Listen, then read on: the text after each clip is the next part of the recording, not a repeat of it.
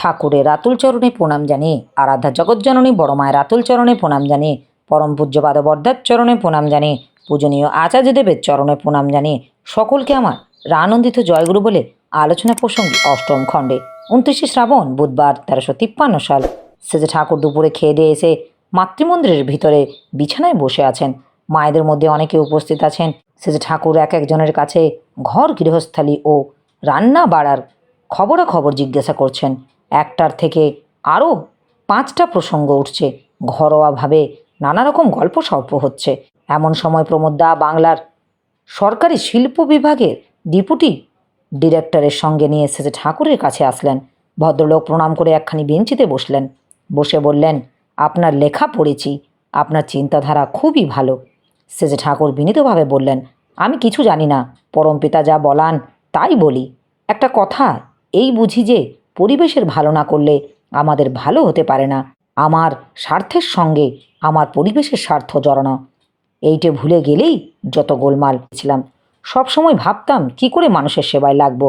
দেখেছি অপরের হিত কামনা ও মঙ্গলেচ্ছা যদি প্রবল হয় তাহলে তার প্রভাবে স্বাস্থ্যটাও যেন ভালো হয়ে ওঠে। শেষে ঠাকুর আনন্দদীপ্ত কণ্ঠে বললেন, খুব ঠিক কথা। মনের যে ভাবের তরঙ্গ ওঠে সমস্ত শরীরে তা ছড়িয়ে যায়। আমার চিন্তা যদি সুস্থ স্বচ্ছ ও সুন্দর হয়, আমার দেহের গঠনও ধীরে ধীরে তদ্রূপ হয়ে ওঠে। বাস্তব কর্ম যদি চিন্তাধারাকে অনুসরণ করে তাহলে ফল তাড়াতাড়ি হয়।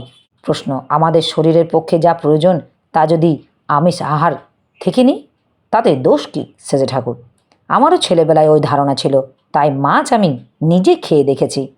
কিন্তু দেখতাম যখনই মাছ খেতাম তারপর অন্তত 12 থেকে 14 দিন পর্যন্ত সূক্ষ্ম দর্শনগুলি কেমন যেন অস্পষ্ট হয়ে যেত। মনের একাগ্রতা ব্যাহত হতো।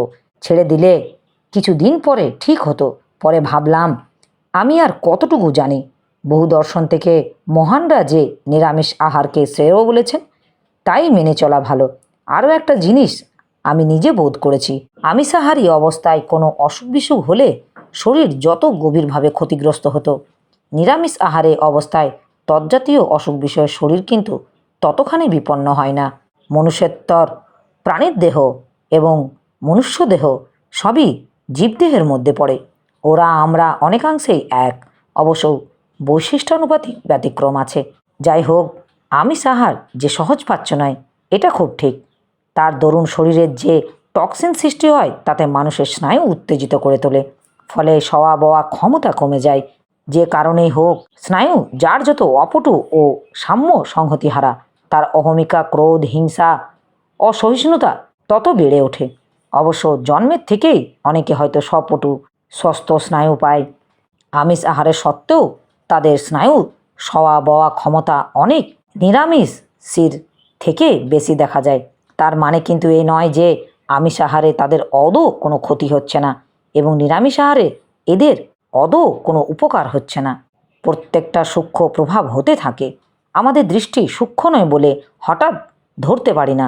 পিতামাতার থেকে যে দেহ মন আমরা পাই সেটা পিতৃপুরুষের পুঞ্জীভূত সাধনার ফল। তাকে যাতে আরও উৎকর্ষের দিকে নিয়ে যাওয়া যায় তাই করাই ধর্ম। সহজাত সংস্কার ও তন্নিহিত সুরতই আমাদের প্রধান সম্পদ। এই মাল মশলা নিয়েই ঈশ্বর পরায়ণ হওয়া চাই। লোকসেবা বা যা কিছু করতে চান তা ইষ্টার্থে না হলে কালের ডাইনির আকর্ষণে কোন দিকে যে ভেসে যাবে বা ভাসিয়ে নিয়ে যাবে তার কিন্তু কোনো হদিশ পাবেন না।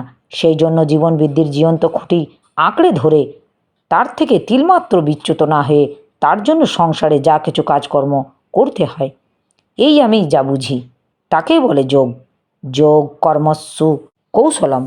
ভদ্রলোক শেষে ঠাকুরের কথা শুনে বললেন, আপনার কথাগুলি শুনে যেন এক নতুন আলো পেলাম। ঠিক এইভাবে আগে কখনো ভাবিনি। আমি অনেক কিছু চিন্তার খোরাক পেয়ে গেলাম। সুযোগ পেলে আবার আসব। এই অসময়ে আপনাকে আর বিরক্ত করব না। শেষে ঠাকুর সহজভাবে বললেন, বিরক্ত কি? এতেই আমার ভালো লাগে, যখন খুশি আসবেন। শেষে ঠাকুর বিকালে মাতৃমন্দিরের পেছন দিকে বসেছেন।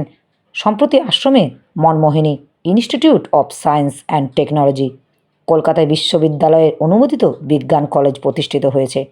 কেষ্টদা প্রফুল্ল প্রভৃতি অধ্যাপনায় সুষ্ঠু পন্থা সম্বন্ধে প্রশ্ন তুললেন। শেষে ঠাকুর বললেন, বিজ্ঞান ভালো করে শেখাতে গেলে অঙ্ক যুক্তিবিদ্যার উপর ভিত্তি করা লাগে। বিজ্ঞানের মধ্যে কলা কোথায় এবং কলার মধ্যে বিজ্ঞান কোথায় তা দেখিয়ে দিতে হয়। বিষয়গুলি পারস্পরিক সম্বন্ধ ধরিয়ে দিতে না পারলে ছাত্রদের বোধ পাকা হয় না। সেই জন্য অধ্যাপকদের বহু বিষয়ে সুসম্বন্ধিত জ্ঞানের প্রয়োজন। আবার যা কিছু জ্ঞানের ব্যবহারিক প্রয়োগ ও উপযোগিতা সম্বন্ধে যদি অভিজ্ঞতা না থাকে, তাহলে মানুষ করিতকর্মা হয় না, জ্ঞানটা জীবনের সঙ্গে জড়ায় না, তাই ব্যক্তিত্ব বলিষ্ঠ ও সমৃদ্ধ হয় না। শেষে ঠাকুর কথা প্রসঙ্গে কেষ্টদাকে বললেন, কলেজের গভর্নিং বডি যেমন করবেন, তেমনি একটা সৃজনী সংস্থা করবেন।